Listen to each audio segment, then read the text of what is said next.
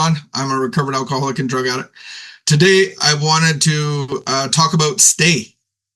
What's the stay? And I was just reminded about training dogs. And I had some really easy dogs to train. I had a Rottweiler, German Shepherd, Doberman Pinschers. Yes, my parents loved those big dogs. They were basically guard dogs. Our whole lives, my whole life growing up, because we lived in Asia. A great idea is to have a dog to guard the house, whether he barks or whatever. He's a good warning signal for people that might want to do something like break into a house. So when we got back to in Canada and joined the family business, we had guard dogs, and so they were so easy to train. I remember training a Doberman with my rockets, the little rocket candies from Halloween, and within one pack of rockets, I taught her to speak and to shake a paw and to lay down. Very easy dogs to train because they get things really quick. A really hard thing to train. One of the obediences that's hard to train is stay. It's very hard for a dog to stay put. And so that is a really hard thing to do. Whether you try to start for a bit and walk away and you're saying stay with your hands, and you work your way up to eventually you could usually put a treat on a dog's nose and he'll just stay put until you say, okay. It's a good idea for that command for a dog to be able to stay put, so he doesn't chase stuff, he doesn't eat stuff off the floor, that kind of thing. If you tell the dog to stay and you put his food in his dish and wait to see how much drool he can let out of his face before you say, okay, that's kind of mean. But they can be very obedient and we can be trained to stay, but we have a culture that no one stays for. People move across the globe for school. No one is really locked into a geographic anymore. There's work from home. There's schooling that we go to, different jobs. But loyalty or staying isn't a very high principle, I would say. Take, for instance, the cell phone. I am with a specific company. We got charged long distance calls. I got charged long distance calls because I did not use a 1-800 number on our shipping provider, and it was a very long conversation, and it was $60. That made us look at different companies that would offer long distance charges and texting wherever we wanted, and it was only like, I don't even know, it was $5 more a month. And so we could literally have changed companies that next day. And if we didn't like them in a week later, we could change those companies again. I've changed companies on a few occasions without much of a hassle. And so this loyalty program, I think these companies are more apt to go by the principle of getting in new customers. So getting new customers is the key, not necessarily keeping them. And if you're like me, you might have gone one company and then come back a couple of years later to the original company and bounce back and forth. So staying is very hard, I think, as a societal thing and as a personal thing. And then in the 12-step community, at the very end of a meeting, you'll hear this a lot when they give out the chips, and they'll go like, "Has anybody got 9 months?" And no one comes. And then they say, keep coming back. And then they go through all the chips and keep coming back. Keep coming back is a principle. And I love that principle because so many times we can have prejudices or we prejudge things of these 12-step meetings or whatever it is. We have a whole baggage, and if we don't keep coming back enough times, we're not going to get to the solution, because the meetings are the entry point. And so for us that have been involved in the meetings, we know that this is just an entry point. Keep coming back to get to the solution. And so I just wanted to ask the question as a precursor to coming into a new solution. So we have an old way of living. We want to be introduced to a new way of living, and that's what recovery is all about. The question is, am I beyond human aid? And I bring this question up on page 25 of the big book of Alcoholics Anonymous. It says, if you're seriously as messed up as we are, we have no other options. The gates of hell are closing behind us quicker and quicker, and we're running out of any other option, any other promise, any other counseling or lockdown or whatever it is. If you're as seriously messed up or alcoholic as we were, we believe there is no middle of the road solution. We were in a position where life was becoming impossible. If we had passed from the region in which there is no return through human aid, we had but two alternatives. So that's suggesting there are people that haven't gone to that point and still have the ability to implement human aid. There are some of us that have tried all the human aid, and some of us, like myself, tried that for 10 years. And it was a futile attempt. So I got to this point. Am I beyond human aid? The two options are, one was go to the bitter end, blotting out all consciousness of intolerable situation as best that I could, or the other is to accept spiritual help. Those are my two options. So am I beyond human aid?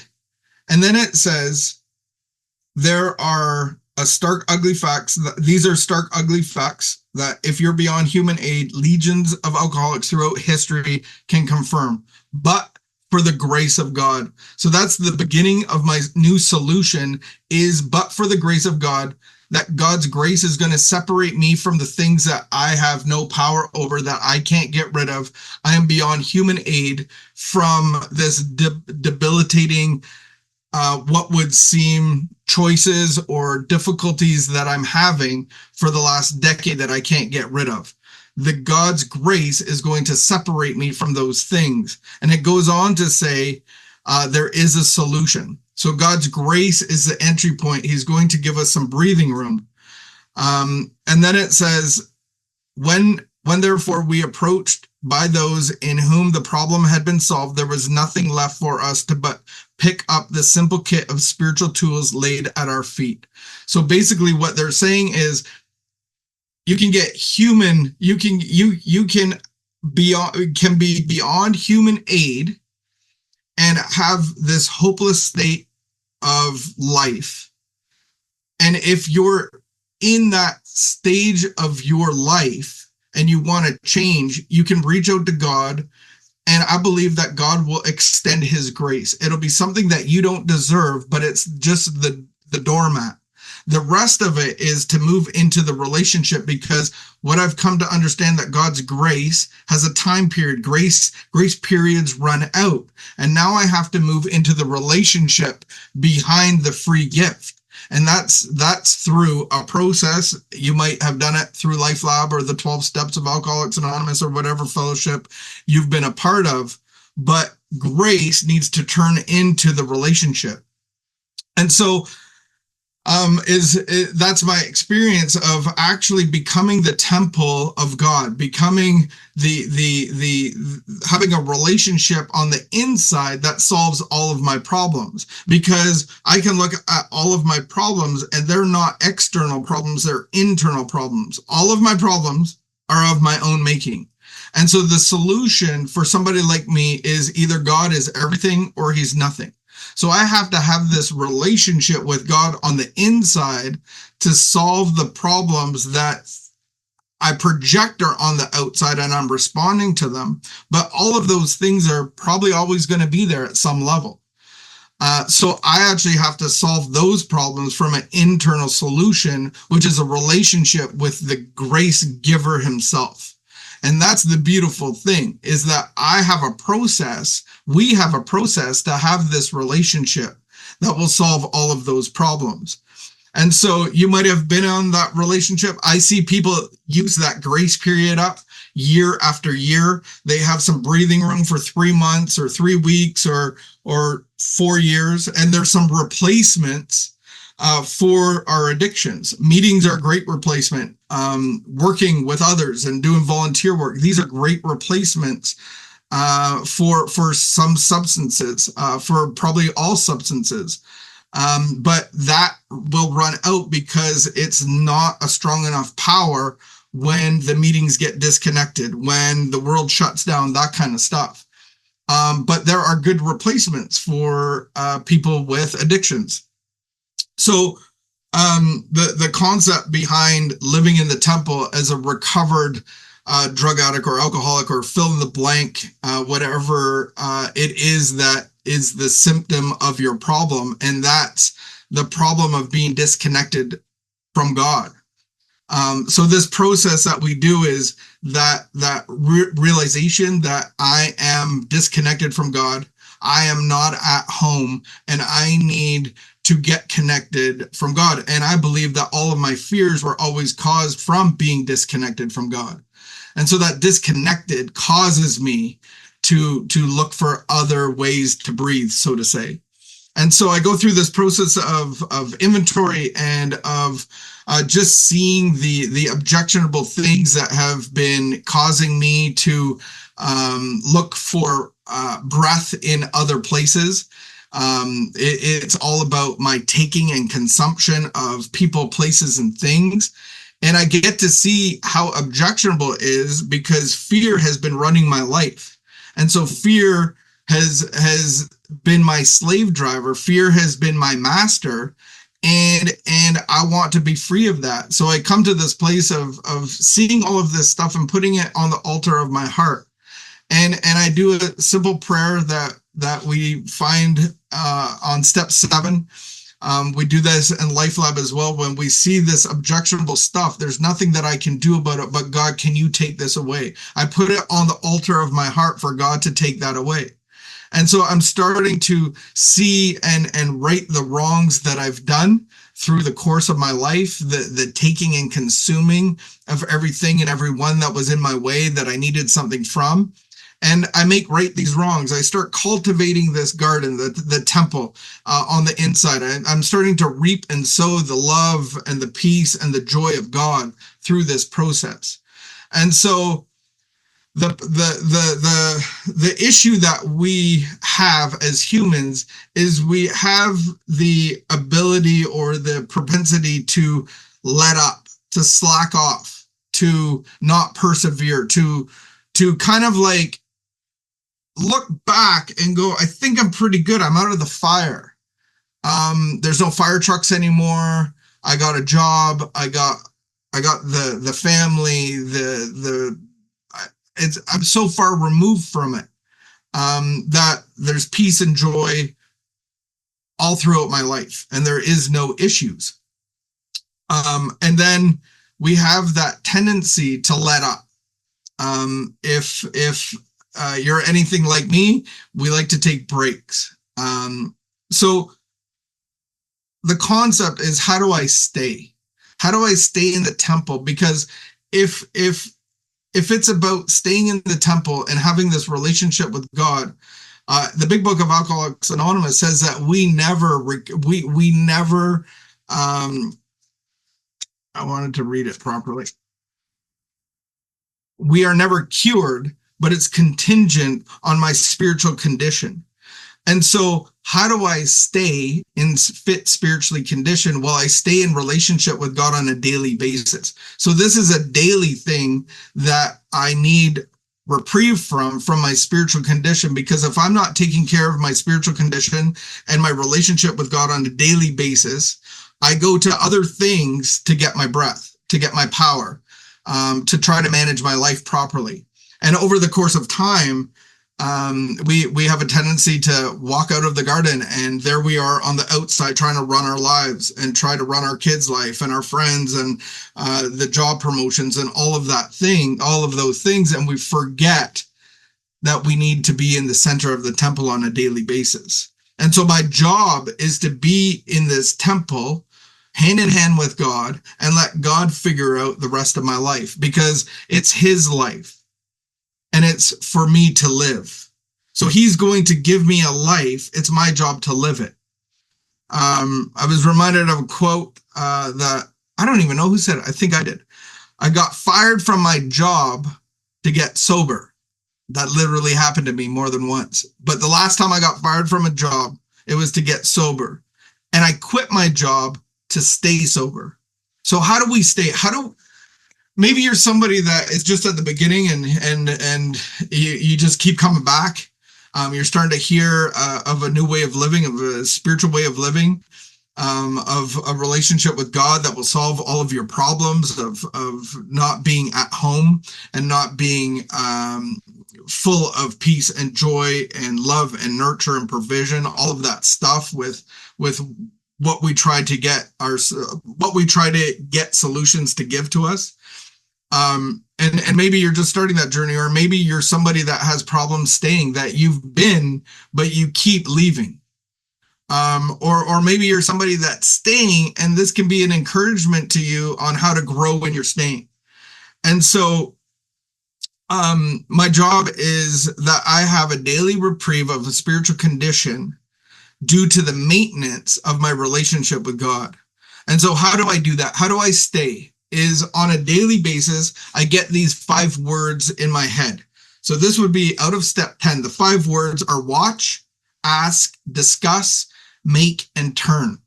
So I'm going to watch for my my cast of characters. I'm going to watch for the situations that cause me, that try to tempt me to react in negative ways. I'm watching. I'm like a football player with my head on a pivot. I'm a defensive player, and I got my head turning side to side. I'm watching for this to come at me all day long. What's going to take me out of the temple?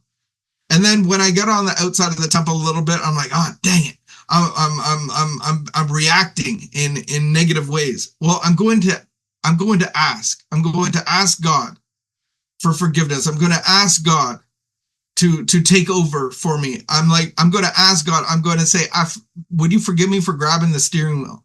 I have a tendency to do that from the back seat. I know that you put me in the trunk, but I can reach the steering wheel sometimes. I got bored of the trunk. I know. I like being up front. And I'm just going to ask God to take over. Here I am again, sitting in the front seat. Why am I doing that? And then if necessary, I need to discuss that with somebody. I need to unpack that a little bit. I need to have a discussion and see if I've harmed anybody. And then I go to making amends. If I need to, I make amends. I apologize. I take ownership. I ask, how have I harmed you? And then I make that right. And then I turn back to God. I turn to do God's will. I turn to get my eyes off of me and what I want to happen and expect to happen for the world to be okay, for the world to go well, for me to be okay. So I turn away from me and I turn and face others. How can I be a service to others? So that's on a daily basis. Watch, ask, discuss, make, and turn. And then I go into, what do I do practically when I wake up? And we start with the night. So we in the evening, and I've changed how I do this. I don't do it at nighttime. I do it in the late afternoon. Is I constructively review my day. What am I reviewing? Well, I'm reviewing my morning time. And so I start at night by reviewing what was directed to me in the morning.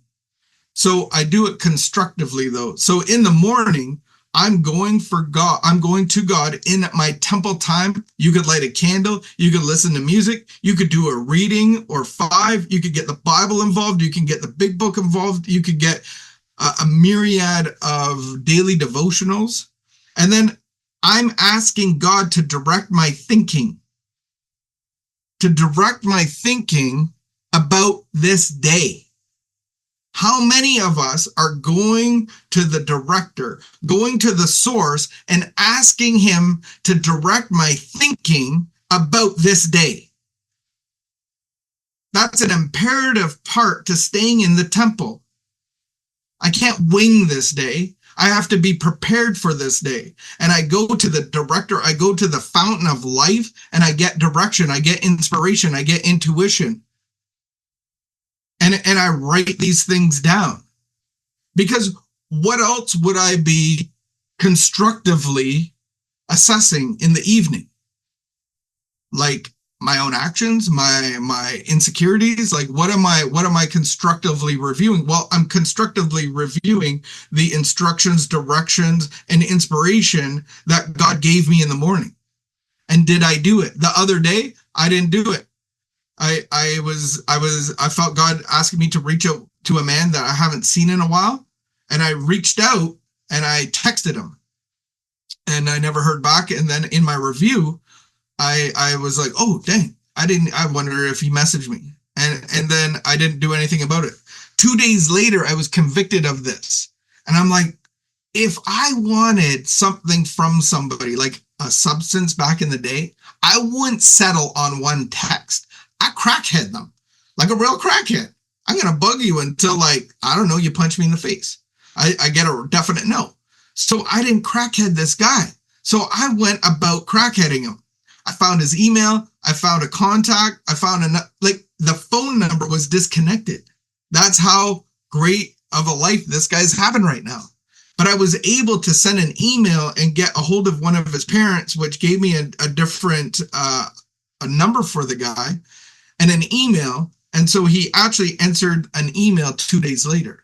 And he was going through horrific stuff in court, lost his license, DUI, lost privileges that he had with his kids and all that stuff. And here I am, like, oh yeah, God, constructively reviewed your instructions. Oh yeah, I texted him. Good job. But that's not how I would live in the old world. So this is how I stay in the temple, is that I'm focused in the morning, getting inspiration and direction, asking God to direct my thinking about this day. And then in the evening, and I mean, I'm talking, for me, it's around 4 or 5 o'clock.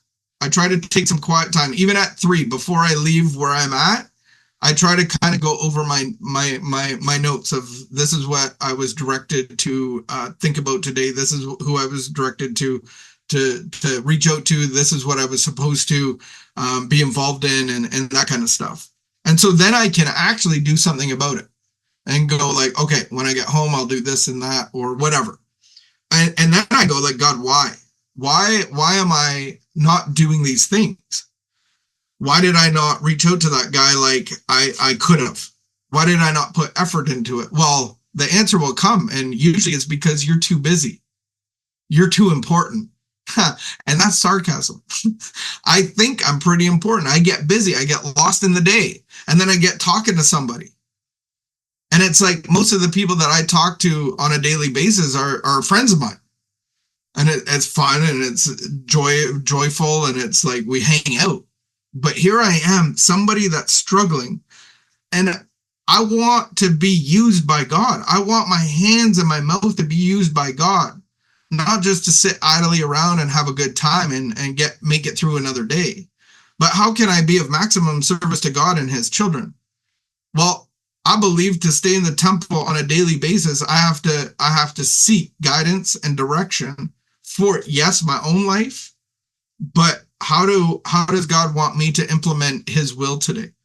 And so wherever you are on that journey, I just invite you into it, of like growing into what I'm talking about, because I'm 18 years into this, and I have grown into this ability to stay. And so staying can be very challenging because of the life that God has given me. But that's the delusion, is that God has made a life for me to live, but to live his way. Otherwise, I'm living my own life. And so I just want to leave you with that, is stay can be very challenging, but that's where the money is. That's where the real relationship starts to grow and it just explode within you.